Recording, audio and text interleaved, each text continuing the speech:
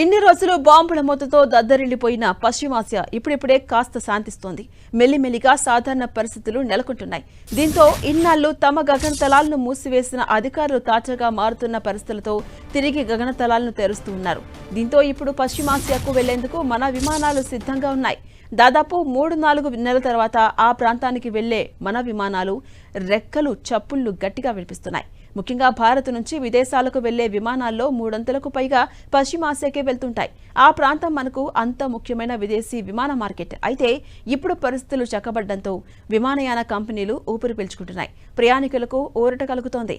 ఫిబ్రవరి చివర్లో ఇరాన్పై అమెరికా దాడుల నేపథ్యంలో ఆ ప్రాంత గగనతలం నుంచి విమాన రాకపోకలు సంక్లిష్టంగా మారాయి. ఇక మరోవైపు పాకిస్తాన్ గగనతలం వినియోగంపై మనకు ఆంక్షలున్నాయి. దీంతో విమానయాన సంస్థలు సుదూర గమ్యస్థానాలకు చేరడానికి రీరూటింగ్ చేయాల్సి వచ్చింది. తక్కువ సర్వీసులను కుదించాల్సి వచ్చింది. కొన్ని సేవలను రద్దు కూడా చేయాల్సి వచ్చింది. దీంతో జనవరిలో పశ్చిమాసియా భారత్ మధ్య విమాన సర్వీసుల సంఖ్య 9,793 ఉండగా అది కాస్త ఏప్రిల్లో 5,552కు తగ్గిపోయాయి.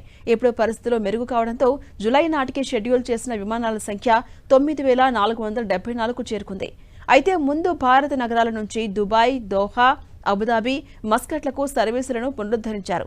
ఈ దేశాల నుంచి అమెరికా, ఐరోపా ప్రాంతాలకు అనుసంధానం సులభతరం కావడం ఈ హబ్లు మనకు కీలకంగా మారబోతున్నాయి. అయితే మౌలిక వస్తువులు దెబ్బతిన్న కారణంగా విమానాశ్రయాల సామర్థ్యం అంతకు ముందున్న స్థాయికి చేరడానికి సమయం పట్టొచ్చంటూ అధికారులు భావిస్తున్నారు.